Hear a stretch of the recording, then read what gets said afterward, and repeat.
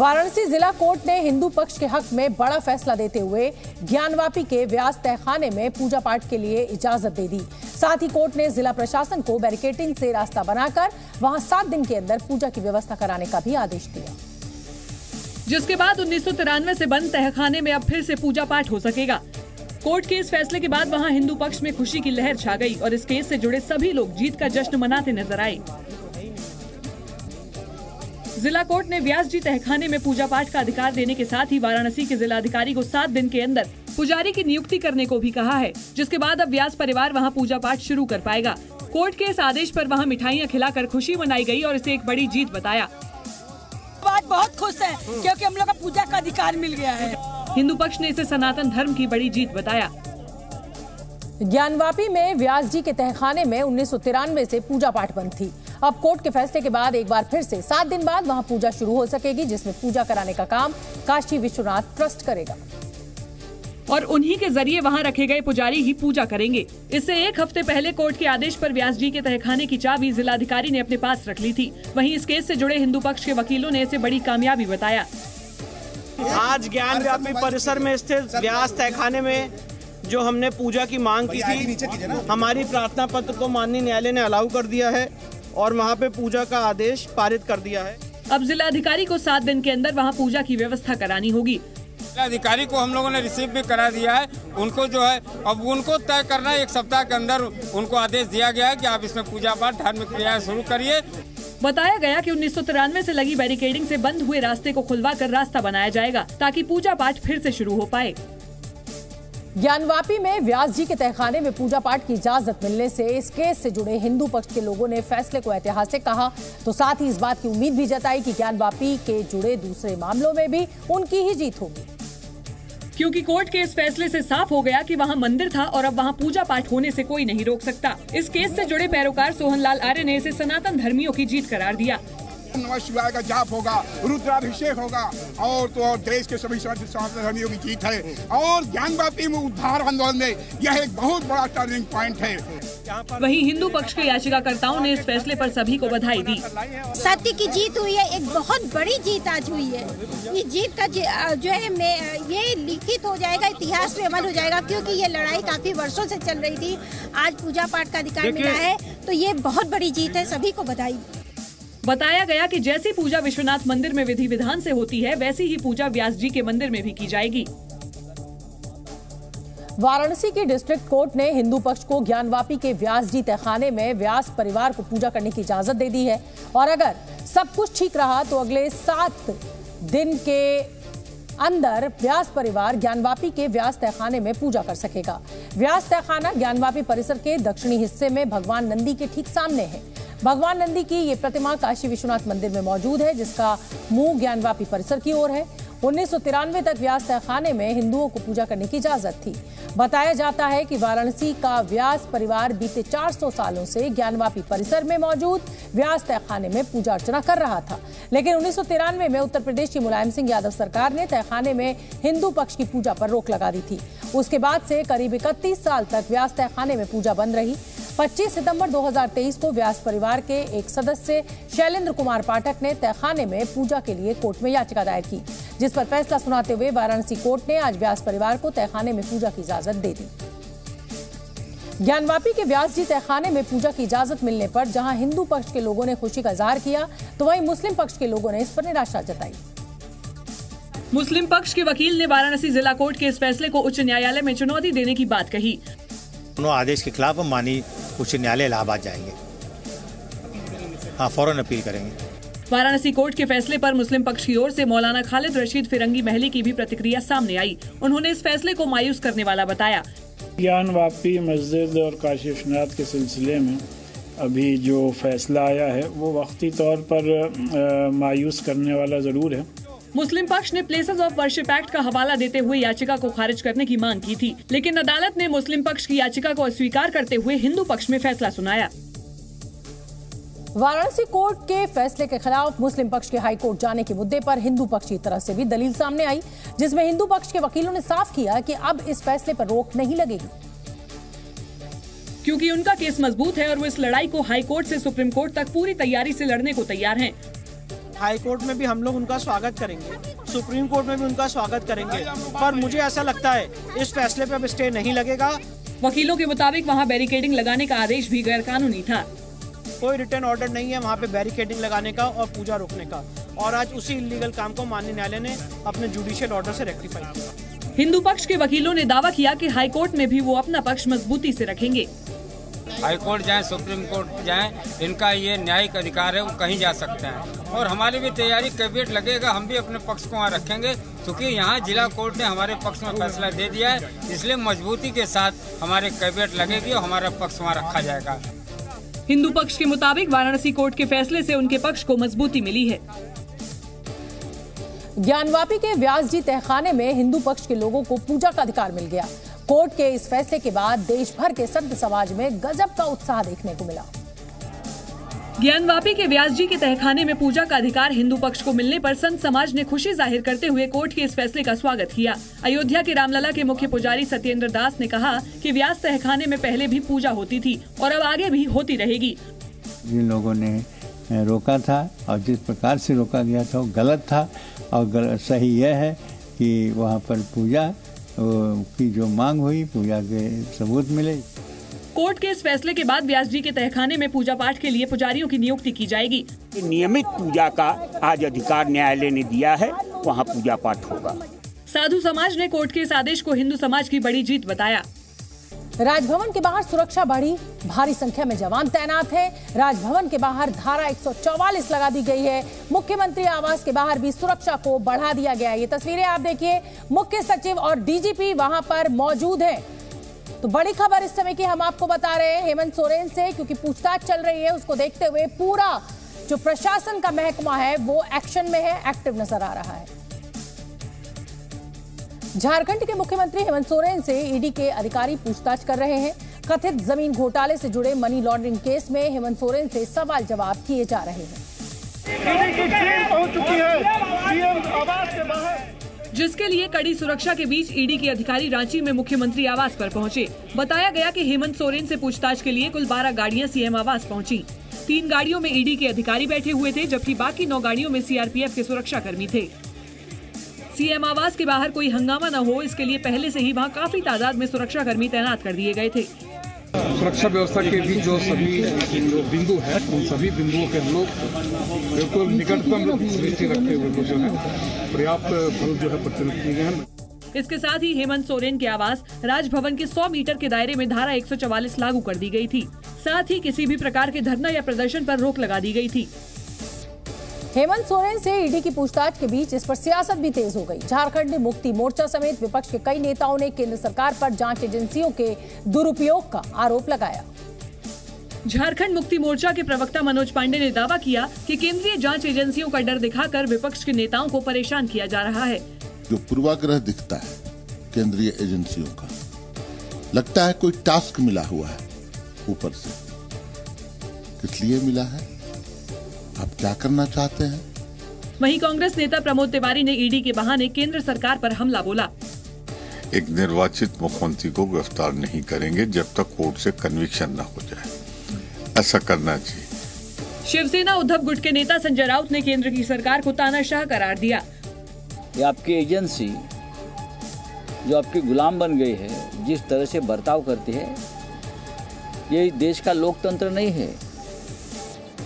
ये तानाशाही से भी ऊपर चल रहा है ये देश। विपक्ष के कई नेताओं ने आरोप लगाया कि बीजेपी ईडी और आईटी को टूल की तरह इस्तेमाल कर रही है ताकि उन्हें डराया जा सके। हालांकि बीजेपी विपक्ष के आरोपों से इत्तेफाक नहीं रखती। बीजेपी नेताओं ने विपक्ष के आरोपों का जवाब देते हुए कहा कि जांच एजेंसियां कानून के तहत अपना काम कर रही हैं। केंद्रीय मंत्री अर्जुन मुंडा ने हेमंत सोरेन पर हमला बोलते हुए कहा कि अगर उन्होंने भ्रष्टाचार नहीं किया है तो वो भाग क्यों रहे हैं। अनिश्चितता के दौर में पूरे झारखंड के नागरिकों को धकेला जा रहा है। इस तरह की स्थिति के लिए जनता नहीं चुनती। वहीं बीजेपी सांसद अपराजिता सारंगी ने कहा कि प्रधानमंत्री मोदी न खाऊंगा न खाने दूंगा की नीति पर काम करते हैं और जो भ्रष्टाचार करेगा वो जेल जाएगा। अगर गलती की है तो मुझे लगता है बातचीत सामने आ जाएगी, सत्य उजागर हो जाएगा। हम धैर्य रखें, संयम रखें और ईडी को अपना काम करने दें। हेमंत सोरेन पर ईडी के शिकंजे के बाद सियासत गरमाई हुई है। जहां विपक्ष बीजेपी पर लगातार हमलावर है, वहीं बीजेपी का कहना है कि पार्टी की लड़ाई तब तक जारी रहेगी जब तक भ्रष्टाचार और भ्रष्टाचारियों से मुक्ति न मिल जाए। झारखंड के मुख्यमंत्री हेमंत सोरेन पर ईडी के शिकंजे के बाद राज्य में सियासी सरगर्मी तेज हो गई है। अटकलें हैं कि प्लान बी के तहत हेमंत सोरेन अपनी पत्नी कल्पना सोरेन को मुख्यमंत्री की कुर्सी सौंप सकते हैं। और दावा है कि कल देर रात हुई महागठबंधन विधायकों की बैठक में इस पर सहमति भी बनाने की कोशिश की गई। रांची लौटने के बाद सीएम हेमंत सोरेन ने महागठबंधन के विधायकों के साथ बैठक की, जिसमें जेएमएम, कांग्रेस और आरजेडी के विधायक शामिल हुए। लेकिन खबर है कि कल्पना सोरेन को अगला मुख्यमंत्री बनाए जाने की खबरों से हेमंत सोरेन की भाभी सीता सोरेन नाराज हो गयी। बताया जा रहा है कि जामा से विधायक और हेमंत सोरेन की भाभी सीता सोरेन ने साफ कह दिया है कि उन्हें कल्पना सोरेन का नेतृत्व मंजूर नहीं है। सीता सोरेन ने कहा है कि अगर हेमंत सोरेन कुर्सी से हटते हैं तो बड़ी बहू और 3 बार की विधायक होने के नाते कुर्सी पर उनका पहला हक बनता है। भाभी सीता सोरेन के तेवरों ने हेमंत सोरेन की मुश्किलों को और बढ़ा दिया है। पत्नी को अगला मुख्यमंत्री बनाने की खबरों के बीच सोरेन परिवार में बगावत की आहट तेज हो गई है। रांची में कल देर रात हुई विधायकों की बैठक में हेमंत सोरेन की गिरफ्तारी होने पर पत्नी कल्पना सोरेन को मुख्यमंत्री बनाने की बात कही गई, लेकिन खबर है कि कल्पना सोरेन के नाम पर परिवार में ही फूट पड़ गई।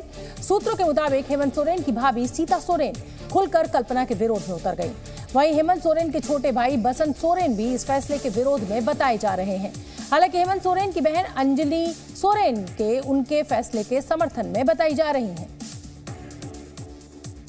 हालांकि हेमंत सोरेन के भाई और विधायक बसंत सोरेन ने परिवार में किसी तरह के मतभेद से साफ इनकार किया, तो वहीं बीजेपी नेता निशिकांत दुबे ने कल्पना सोरेन के नाम पर विधायक दल की बैठक में सहमति न बन पाने का दावा किया।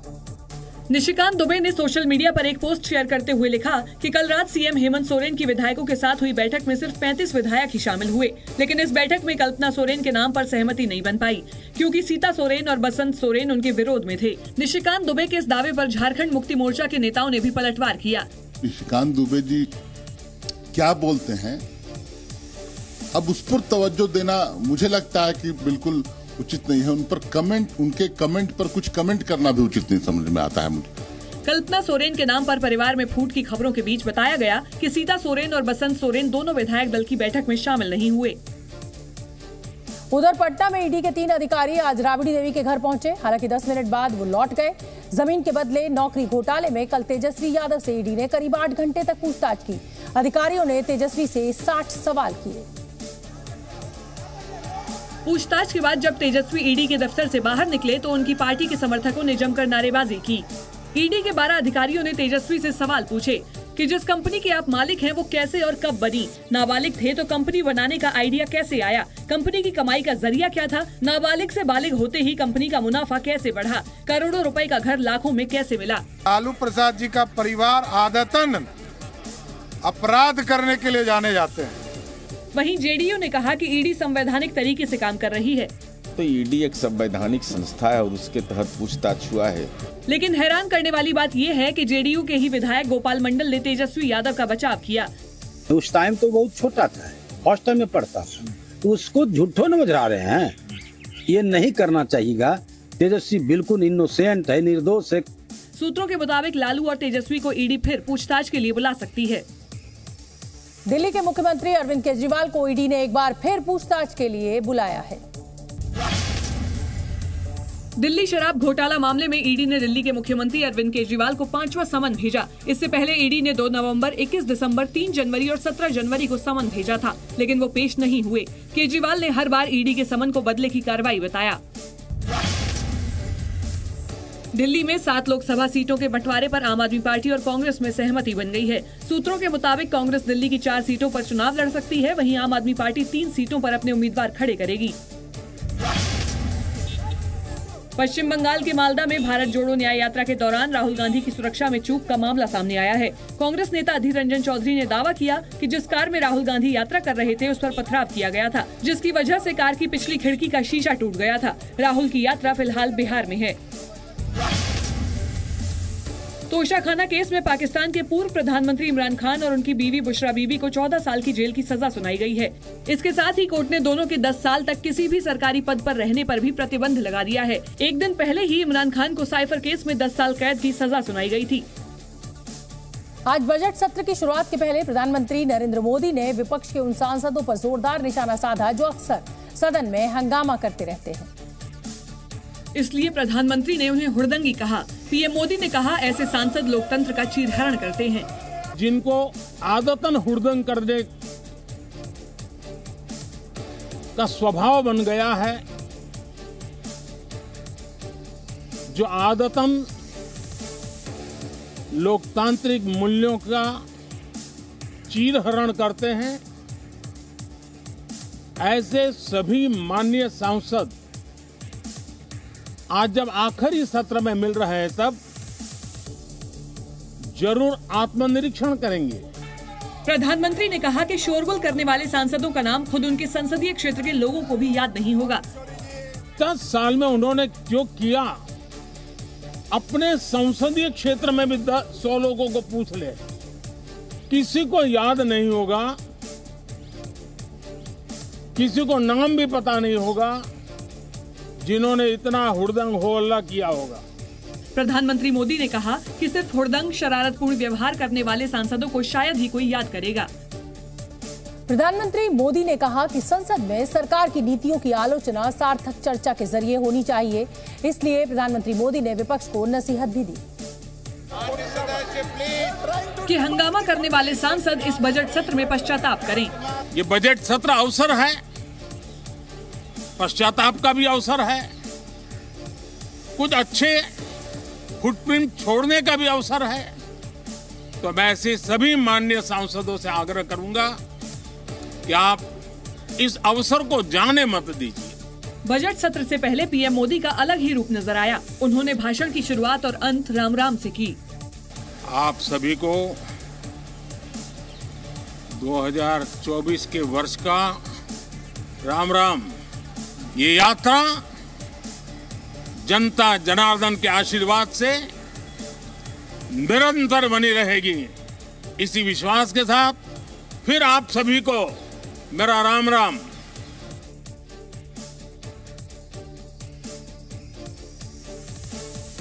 विपक्ष के सांसदों को आदतन हुड़दंगी बताने पर विपक्ष ने भी पीएम मोदी पर पलटवार किया।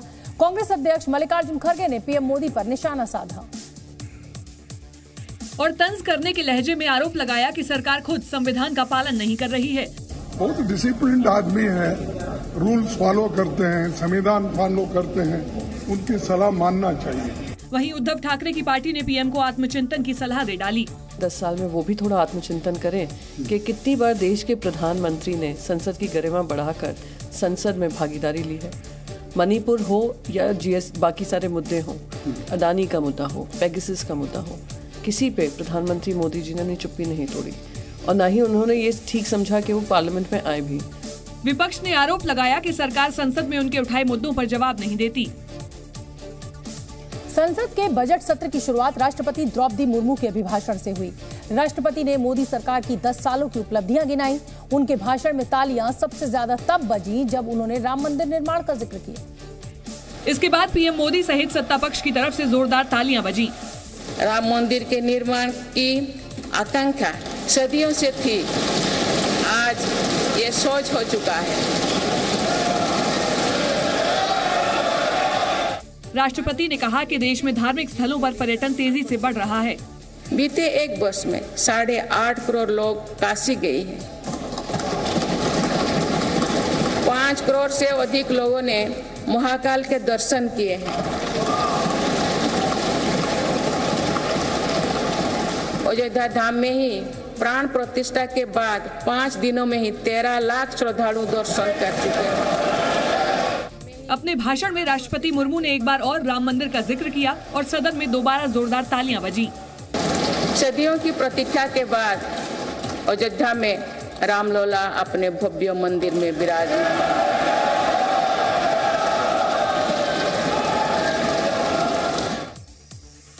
देश के सबसे अमीर मंदिरों में से एक आंध्र प्रदेश के तिरुपति मंदिर का प्रबंधन संभालने वाले तिरुमला तिरुपति देवस्थानम ने 5,000 करोड़ सालाना बजट को मंजूरी दी है।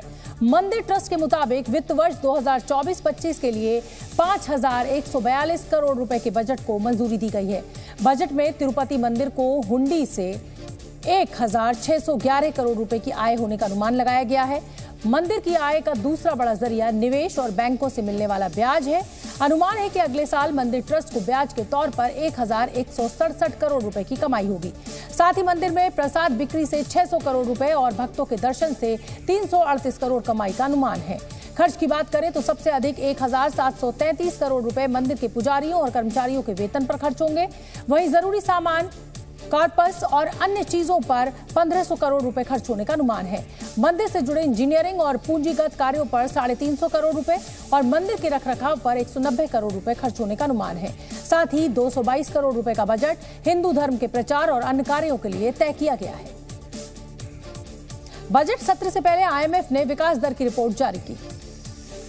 IMF ने भारत की अर्थव्यवस्था पर बड़ा दावा किया है। IMF के मुताबिक आने वाले 2 साल में भारत की अर्थव्यवस्था मजबूत बनी रहेगी। 2024 और 2025 में भारत की विकास दर 6.5% रहने का अनुमान है। भारत के साथ कनाडा की संसद में भी राम नाम की गूंज सुनाई दी। कनाडा की संसद में भारतीय मूल के सांसद चंद्र आर्य ने राम मंदिर का जिक्र किया और अयोध्या में रामलला की प्राण प्रतिष्ठा को विश्व के सबसे पुराने धर्म के लिए गौरव का पल बताया। छत्तीसगढ़ के मुख्यमंत्री विष्णुदेव साय ने बीजापुर सुकमा सीमा पर नक्सली हमले में शहीद हुए जवानों को श्रद्धांजलि दी। जगदलपुर में सीएम ने बलिदानी जवानों के पार्थिव शरीर पर पुष्पांजलि अर्पित की और कहा कि ये शहादत व्यर्थ नहीं जाने देंगे।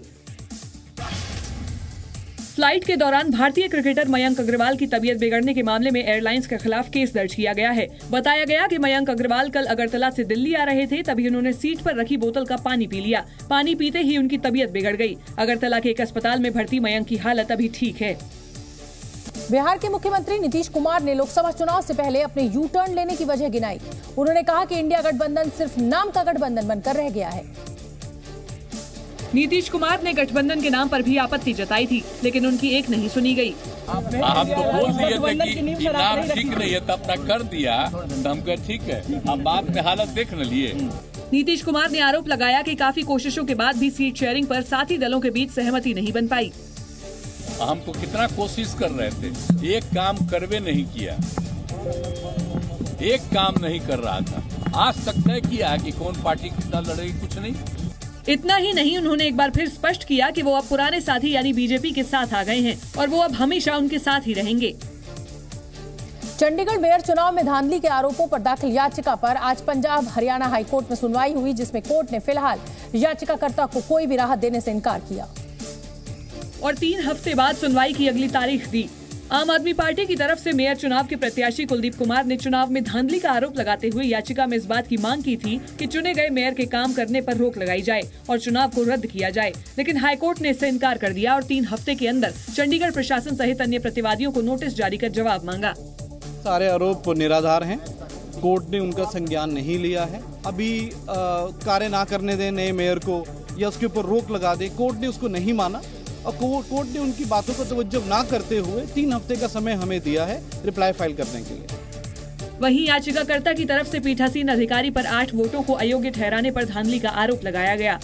कोर्ट की डायरेक्शंस के अंडर वीडियोग्राफी हुई थी, उसको रिकॉर्ड पे रखा गया है और कोर्ट ने कहा है कि एक बार इनका रिस्पांस लेते हैं रिटर्न में और उसके बाद वीडियोग्राफी को भी एग्जामिन किया जाए। कोर्ट के आदेश के बाद बीजेपी के मनोज सोनकर फिलहाल मेयर बने रहेंगे। इस बीच पंजाब के मुख्यमंत्री भगवंत मान ने कहा है कि मेयर चुनाव में हुई धांधली के खिलाफ आम आदमी पार्टी और कांग्रेस सुप्रीम कोर्ट जाएंगे।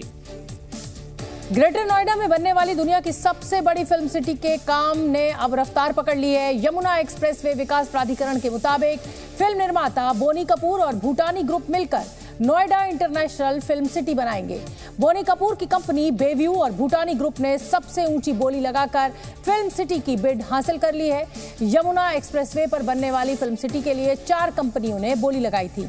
टेंडर पानी की होड़ में बोनी कपूर के अलावा टी सीरीज, अक्षय कुमार और केसी बोकाडिया जैसे नाम शामिल थे। बेव्यू और भूटानी ग्रुप ने फिल्म सिटी से मिलने वाले रेवेन्यू का 18% हिस्सा सरकार को देने का प्रस्ताव दिया है। बिडिंग की शर्तों में एक शर्त यह भी है कि अगर फिल्म सिटी बनाने में देरी हुई तो 10 लाख रुपए रोजाना के हिसाब से हर्जाना देना होगा। मुख्यमंत्री योगी आदित्यनाथ का ड्रीम प्रोजेक्ट मानी जा रही फिल्म सिटी यमुना एक्सप्रेसवे पर 1000 एकड़ में बनाई जाएगी और इसे बनाने पर 10,000 करोड़ रुपए की लागत आएगी। पहले चरण में 230 एकड़ जमीन पर फिल्म सिटी विकसित की जाएगी, जिस पर 1510 करोड़ रुपए की लागत आएगी। शर्तों के मुताबिक फिल्म सिटी बनाने वाली कंपनी को 90 साल के लिए इसका लाइसेंस दिया जाएगा। दिल्ली एनसीआर में आज की सुबह घने कोहरे के साथ शुरू हुई, जिसकी वजह से कई इलाकों में विजिबिलिटी शून्य के करीब दर्ज की गई और इसका सीधा असर आने जाने वाले लोगों पर पड़ा। फिर चाहे वो सड़क मार्ग से यात्रा करने वाले हों या फिर ट्रेन या विमान से, आसमान में छाई धुंध और कोहरे ने गाड़ियों की रफ्तार पर ब्रेक लगा दिए। दिल्ली एयरपोर्ट से भी कुछ ऐसी ही तस्वीरें आईं, जहां रनवे कोहरे की घनी चादर में लिपटा दिखाई दिया। दिल्ली एयरपोर्ट पर आज सुबह 0 विजिबिलिटी रिकॉर्ड की गई, जिसकी वजह से कई फ्लाइट्स डाइवर्ट करनी पड़ी, जबकि घने कोहरे में तमाम ट्रेन भी देरी से चली। इस सब के बीच दिल्ली में प्रदूषण इतना बढ़ गया है कि AQI लगातार 300 के पार बना हुआ है। दिल्ली में आज AQI 370 दर्ज किया गया, जो बेहद खतरनाक श्रेणी में आता है। मौसम विभाग के मुताबिक बारिश के बाद इस स्थिति में थोड़ा सुधार होगा। 5 तारीख के बाद हम उम्मीद करते हैं कि थोड़ा टेम्परेचर में तेजी से वृद्धि होगी। दिल्ली NCR में आज भी कई जगह बूंदाबांदी देखने को मिली। दिल्ली एनसीआर में जनवरी का पूरा महीना कड़ाके की ठंड और घने कोहरे के साए में ही बीत गया। मौसम विभाग ने आंकड़े जारी करते हुए बताया कि दिल्ली में ठंड ने बीते 13 सालों का रिकॉर्ड तोड़ा है और इस बार जनवरी में दिल्ली का औसत अधिकतम तापमान 17.7 डिग्री सेल्सियस और न्यूनतम तापमान 6.2 डिग्री सेल्सियस दर्ज किया गया, जो 13 साल में सबसे कम है। जनवरी 2012 में दिल्ली का औसत अधिकतम तापमान 19.7 डिग्री सेल्सियस रहा था, जबकि न्यूनतम तापमान 7.5 डिग्री था। वहीं साल 2013 में औसत अधिकतम तापमान 19 डिग्री सेल्सियस और न्यूनतम तापमान 6.1 डिग्री सेल्सियस था। बीते 33 सालों में ऐसा सिर्फ 3 बार हुआ है जब जनवरी में दिल्ली का औसत अधिकतम तापमान 18 डिग्री सेल्सियस से नीचे दर्ज किया गया हो।